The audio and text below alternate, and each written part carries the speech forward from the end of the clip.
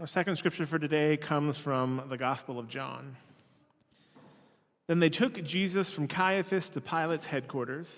It was early in the morning. They themselves did not enter the headquarters, as to avoid ritual defilement and to be able to eat the Passover. So Pilate went out to them and said, "What accusation do you bring against this man?" They answered, "If this man were not a criminal, we would not have handed him over to you." And Pilate said to them, "Take him yourselves and judge him according to your law." The Jewish leaders replied, "We are not permitted to put anyone to death." This was to fulfill what Jesus had said when he indicated the kind of death he was to die. Then Pilate entered the headquarters again, summoned Jesus, and asked him, "Are you the king of the Jews?"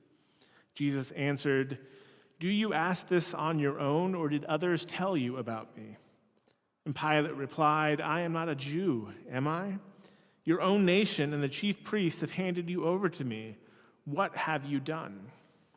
Jesus answered, "My kingdom does not belong to this world. If my kingdom belonged to this world, my followers would be fighting to keep me from being handed over to the Jewish leaders. But as it is, my kingdom is not from here." And Pilate asked him, "So you are a king?" Jesus answered, "You say that I am a king. For this I was born, and for this I came into the world, to testify to the truth. Everyone who belongs to the truth listens to my voice." And Pilate asked him, "What is truth?" After he had said this, he went out to the Jewish leaders again and told them, "I find no case against him. But you have a custom that I release someone for you at the Passover. Do you want me to release for you the King of the Jews?" And they shouted and replied, "Not this man, but Barabbas." Now Barabbas was a rebel. May God bless this reading. We are continuing in the Gospel of John this week, and we are really getting to the meat of this series during the season of Lent, talking about the opposition that the Gospel of John presents between Jesus and the powers of his day. And if you have been in Project 31 these last few weeks, we've learned a little bit about this while we're following a video series with the scholar John Dominic Crossan. We've been watching him talk about the historical context of Jesus in Galilee and what was going on with the rulers of his time. And if you are somebody who loves digging into history stuff, can I just make a little pitch for Project 31 for these next few weeks? You can stay with it when Mark comes back, but until then. But in the first of these videos that we watched this historical scholar talk about the context. We were introduced to several monuments from the ancient world that were made to Caesar. And I actually have a couple of slides with these monuments on them that we're going to look at. So this first one is this stele that was made, set up for Augustus, and it describes Augustus. It says, "Upon you, Augustus, while still among us, we already bestow honors, set up altars, and swear by in your name, and confess that nothing like you will arise hereafter or has arisen before now." The language in this stele presents Augustus as being more than human. And in fact, the language that the Romans would use was, while you were still a live human, you were also a god. So Caesar is both human and God. Sound familiar?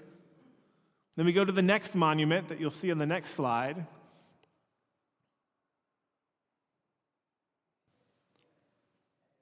There we go. And again, Caesar is described as our most divine Augustus, who restored stability when everything was collapsing and falling in disarray, and gave a new look to the entire world that would have been most happy to accept its own ruin had not the good and common future of all been born, Caesar Augustus. And so again, you have this figure who is considered both divine and human, who brings peace and stability, not just to Rome, but to the world. Again, is there anybody else you have heard of who comes to bring peace to the world, who is both human and divine? The point is that when the gospel writers wrote about Jesus, they were living in this ancient Roman world. We can put the slides down. Not that looking at the perfect Caesar figure isn't fun, but the point is that this language was not new to Jesus, but rather was a way the gospel writers were talking about Jesus in his historical context.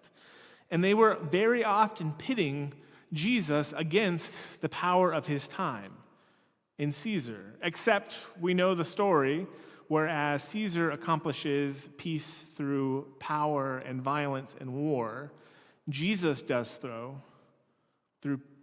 peace, through justice, through relationship. As we've gone through the Gospel of John, we have heard the stories of healings, of abundance, of places in which people who aren't from here are welcomed into the fold readily, not people to be conquered, but rather people to be included.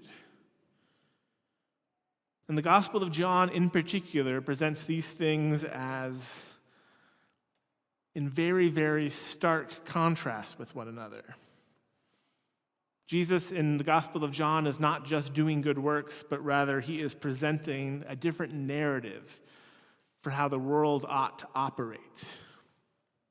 So Rome declares that they are in charge of everything, that the whole world through conquest is theirs, and Jesus declares something very different, that it is the God of Israel who heals and welcomes and produces abundance that is the rightful ruler. So Rome brings peace through war and conquest. Jesus brings peace through providing abundance and welcome.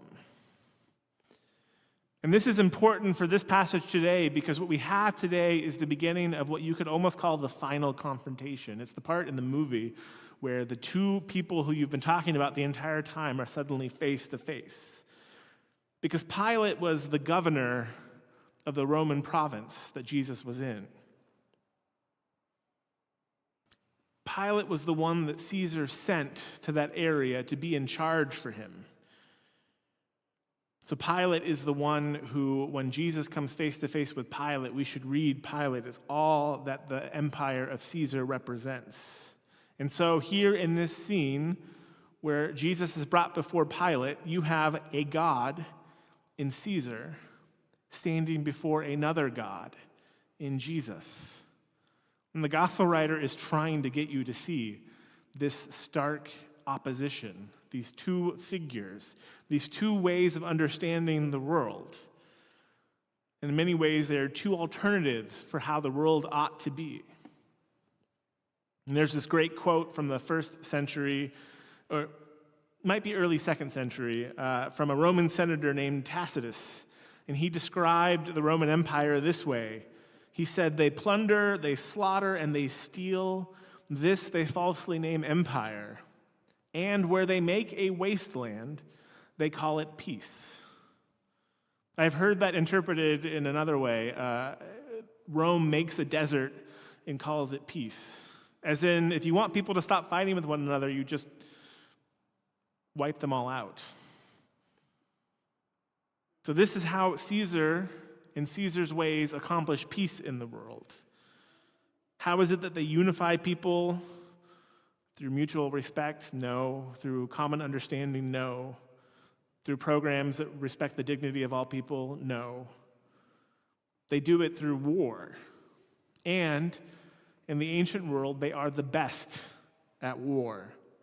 If you didn't agree with their rule, they were happy to send in the legions, which was the original name for their armed forces. And you can contrast this with Jesus' ministry. Think about when Jesus encounters people who aren't like him. You know, we talked about this when we talked about Jesus meeting the Samaritan woman at the well. The Samaritans and the Jews did not get along. They were hostile to one another, right? In the logic of Caesar, the right thing to do would be to attack, to conquer, to colonize.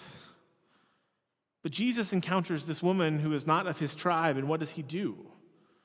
How is it that he deals with her? And the answer is he gets to know her. He understands her life.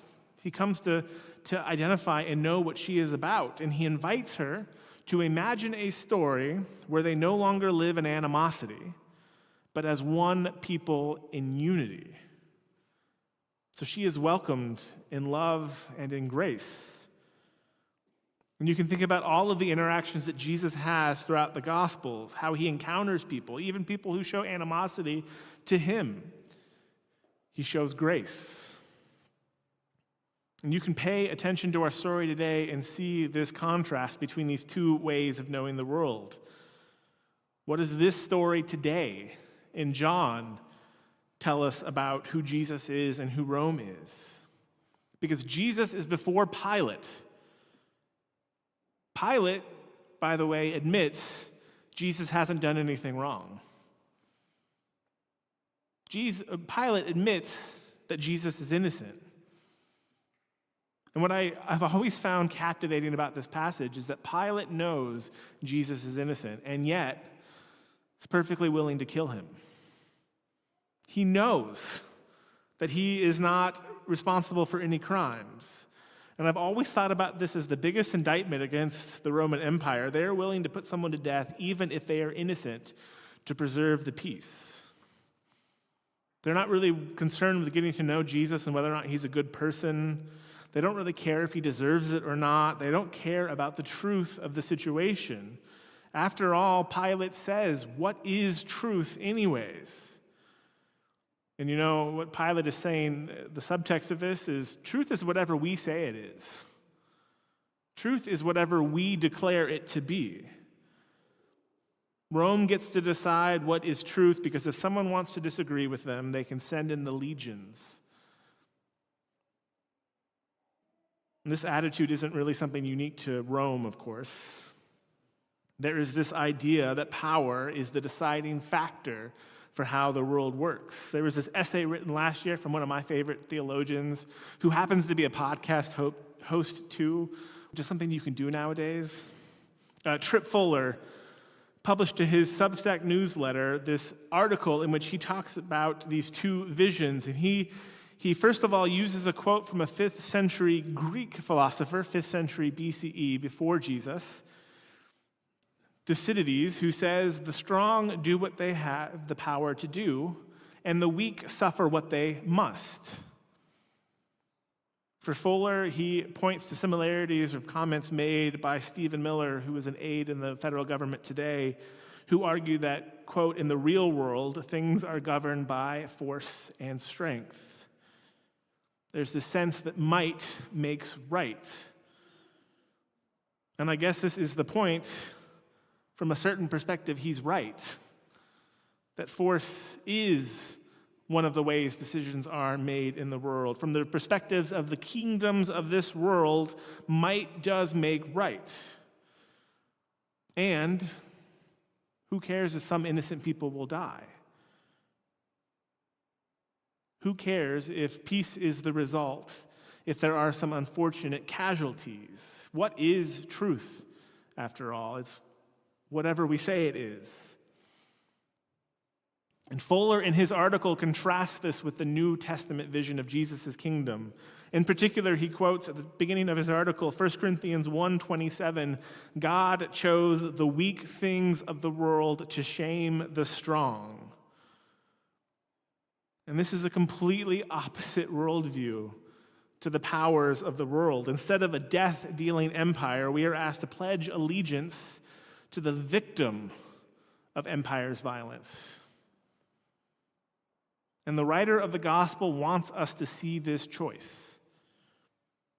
Jesus, God with us, stands before Pilate, representative of Caesar, who is also God with us.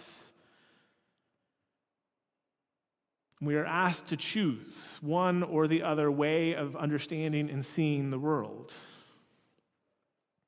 And I love that Fuller ends his essay with an engagement with the British philosopher and atheist scholar Tom Holland, who credits the modern world's insistence on things like human rights and the dignity of all people to the West's legacy of Christian faith.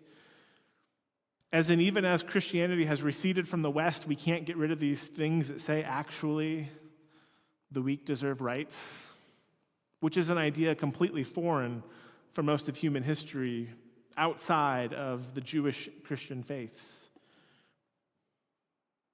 These ideas push back against this idea of the might makes right insistence of military dominance and peace through conquest.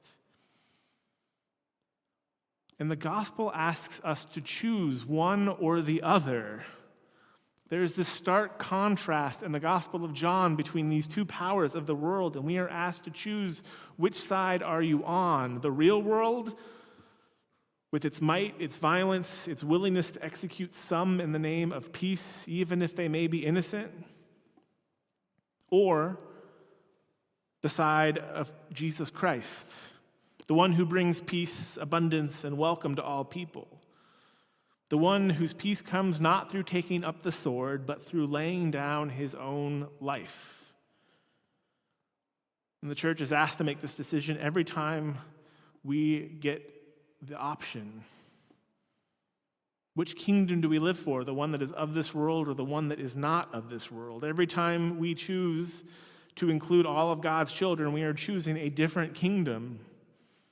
Whenever we make our greatest concern for the least of these, laying down our preferences for the sake of others, every time we give to the needy, feed the hungry, clothe the naked, welcome the stranger, we choose a different kingdom. Every time we confront the powers of death in whatever form they take, every time that we challenge their depriving people of the access to the stuff of life, housing, food, community, we choose a different kingdom. Earlier in January, I got to go to this conference and listen to a Bible scholar tell me something that I had never thought of before. He said, in the ancient world, all texts, everything written down was rhetorical. That means that people in the ancient world didn't read for fun. There weren't enough of them to be able to read for fun. If you wrote something down, you were trying to make an argument. You were trying to convince somebody of a way to see the world. You were trying to convince someone of something. And that has really stuck out to me. That has stayed with me as we've gone through this Gospel of John, because it reminds me that these books of the Bible are trying to get us to choose. Which kingdom will we pledge allegiance to? Which vision of the world do we believe? The one that makes a wasteland and calls it peace?